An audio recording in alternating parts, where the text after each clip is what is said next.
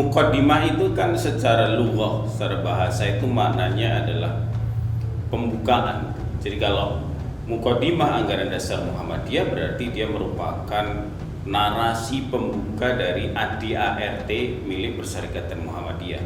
Sebagaimana kalau dalam Undang-Undang Dasar Negara itu ada pembukaan, atau orang juga menyebut dengan istilah preambul.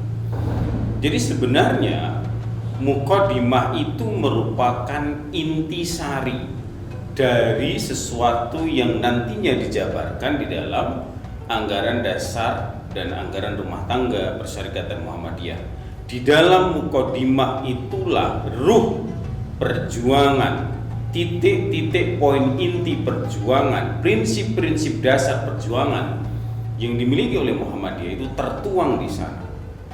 Maka Muqaddimah ini mengandung unsur-unsur teologis dan filosofis yang sangat dalam ketika orang membaca dan bisa memahami isi kandungan di balik teks yang tertuang di sana.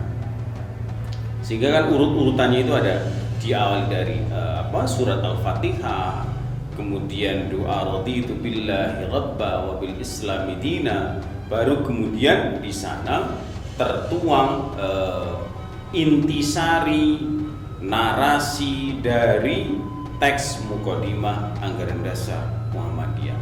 Dan ini saya kira sesuatu yang amat sangat penting ada di dalam sebuah gerakan Islam.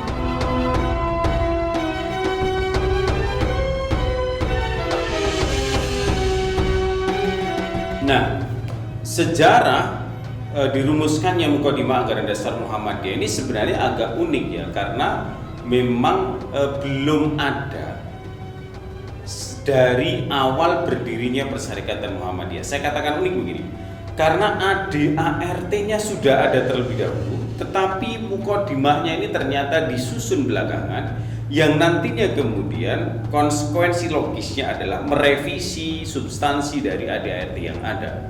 Jadi 40 tahun berdirinya Persyarikatan Muhammadiyah sejak didirikan oleh Kiai Haji Ahmad Dahlan, baru dirancang, dirumuskanlah teks Muqaddimah Anggaran Dasar Muhammadiyah.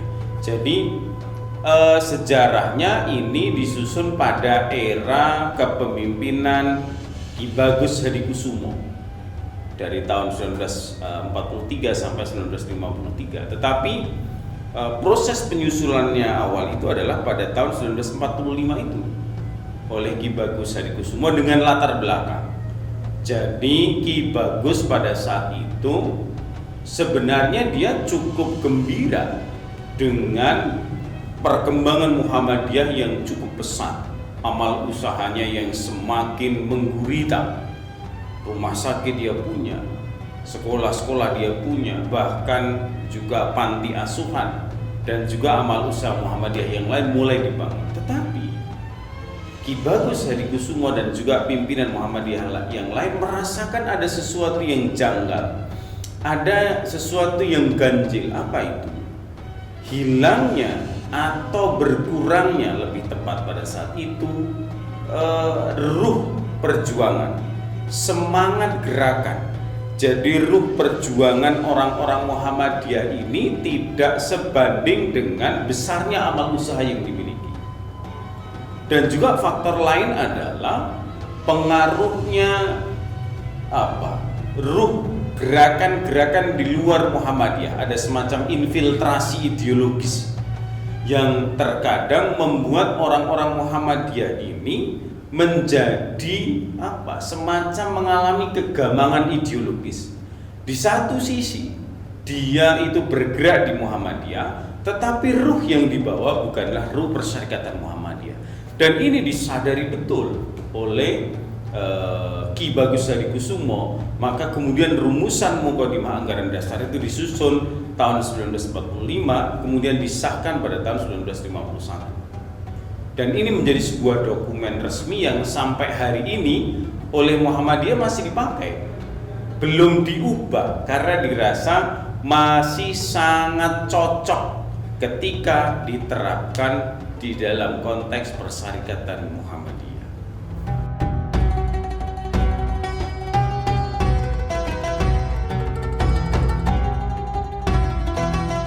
Ya, pokok pikiran di dalam rumusan Mukadimah Anggaran Dasar Muhammadiyah itu ada 7.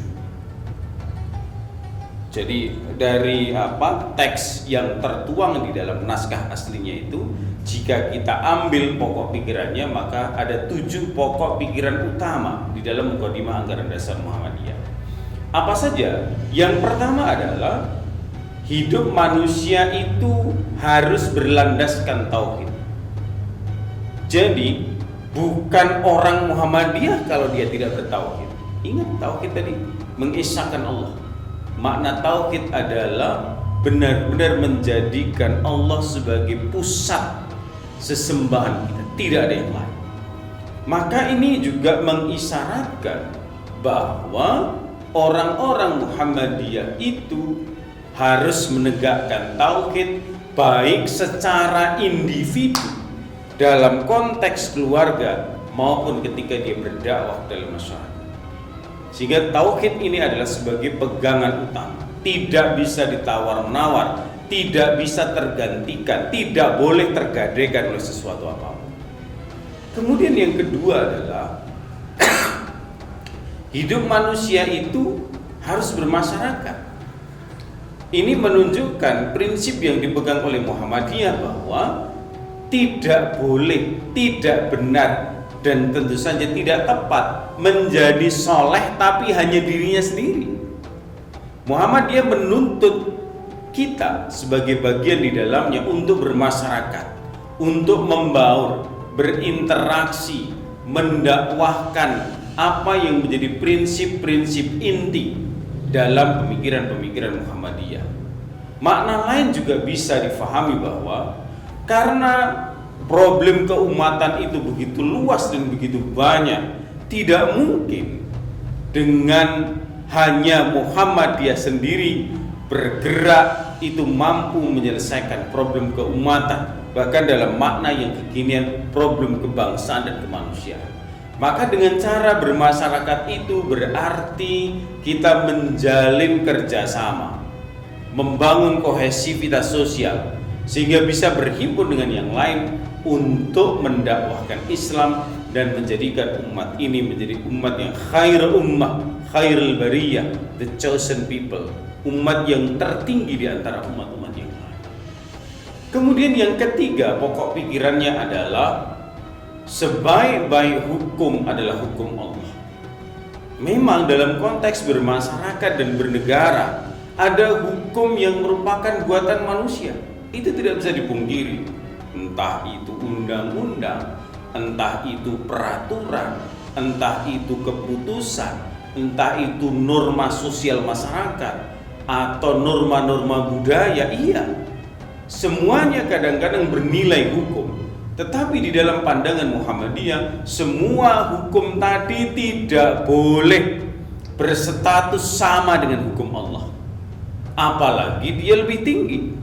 Maka hukum yang pertama itu adalah hukum Allah. Orang Muhammadiyah berpegang kepada hukum Allah itu adalah sebuah keharusan. Tidak bisa ditawar-menawar. Baru di dalam konteks operasional teknis dia boleh menggunakan hukum-hukum dalam tanda kutip ya, yang lebih mengatur hal-hal teknis seperti birokrasi, di dalam konteks ketatanegaraan, dalam konteks bermasyarakat. Selama hukum-hukum itu tidak bertentangan dengan hukum Allah, tidak ada salah.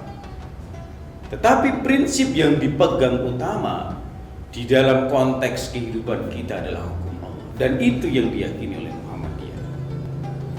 Kemudian yang keempat, pokok pikiran yang keempat adalah menegakkan dan menjunjung tinggi agama Islam itu adalah kewajiban. Dia adalah sesuatu yang menyatu dalam kehidupan kita. Setidaknya menegakkan agama, menegakkan Islam diawali dari diri kita sendiri. Dalam bahasa dakwah adalah ibda' binafsik. Jadi dakwah untuk diri kita sendiri sebelum ke orang lain. Kalau dalam pepatahnya orang-orang barat itu be honest to yourself before giving honesty to the others. Jadi jujur dulu pada diri kita, baru kemudian kita jujur pada orang lain. Tetapi memperjuangkan agama Allah ini sesuatu yang memang harus terus menerus, ya, minal mahdi ilal lahdi kalau dalam bahasa hadis, dari mulai kita lahir sampai ketika kita dijemput, nyawa kita dipisahkan dari raga. Selama masih menyatu antara nyawa dan raga, maka dalam pandangan Muhammadiyah, setiap pribadi kita itu punya kewajiban untuk menegakkan dan menjunjung tinggi agama Islam.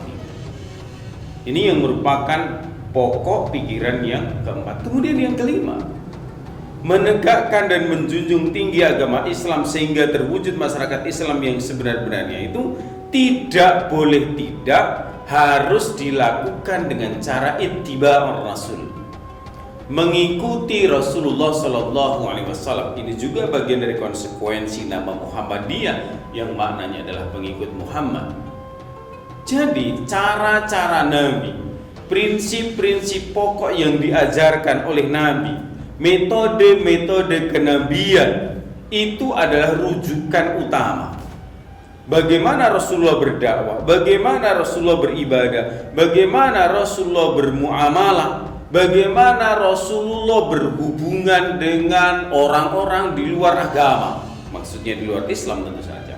Maka cara-cara itulah yang diikuti oleh Muhammadiyah, ittiba'ur Rasul. Ini prinsip yang kelima yang saya kira penting. Oke, dunia sudah berubah, kemajuan sains dan teknologi luar biasa. Kita harus mengikuti itu, iya. Kita harus beradaptasi itu, iya. Kita harus akomodatif dengan modernisasi, iya. Tetapi prinsip-prinsip pokok di dalam urusan agama, di dalam urusan dakwah Islam haruslah tetap berpegang kepada ittiba' Rasul. Kemudian yang keenam, pokok pikiran yang keenam adalah berjuang mendakwahkan Islam, menjunjung tinggi dari agama Islam agar terwujud masyarakat Islam yang sebenar-benarnya hanya akan bagus, baik dan efektif ketika dilakukan dengan cara berorganisasi. Inspirasi Qur'annya adalah surat Ali Imran ayat 104, wal takum minkum ummatu yad'una ilal khair wa ya'muruna bil ma'ruf wa yanhauna 'anil munkar wa ulaika humul muflihun. Jadi berorganisasi itu bukan untuk bangga-banggaan, bukan sekedar berkumpul. Maka ada di dalam persyarikatan Muhammadiyah itu adalah aturan-aturan yang rigid, aturan-aturan yang membentuk agar roda gerak organisasi itu berjalan secara sistemik dan baik. Kalau tidak ada aturan, apa bedanya organisasi dengan gerombolan? Apa bedanya gerakan modern seperti kita dengan kelompok-kelompok yang hanya show of force, menampilkan gebiar saat setelah itu hilang? Sehingga di dalam pokok pikiran itu sesungguhnya adalah dakwah jika mau efektif itu harus dilakukan dengan cara berorganisasi. Lalu pokok pikiran yang terakhir di dalam mukadimah anggaran dasar Muhammadiyah adalah merupakan kelengkapan dari pokok pikiran 1 sampai 6. Maka 1 sampai 6 itu harus berjalan bersamaan, beriringan, saling melengkapi, tidak boleh ada yang ditinggalkan. Semuanya menyatu menjadi sebuah langkah gerak sistemik untuk menuju masyarakat dengan peradaban utama. Sehingga pokok pikiran ini satu dengan yang lainnya sesungguhnya saling berkaitan, saling melengkapi dan saling menyatukan. Inilah 7 pokok pikiran di dalam mukadimah anggaran dasar Muhammadiyah yang menjadi ruh di dalam langkah gerak dakwah persyarikatan Muhammadiyah.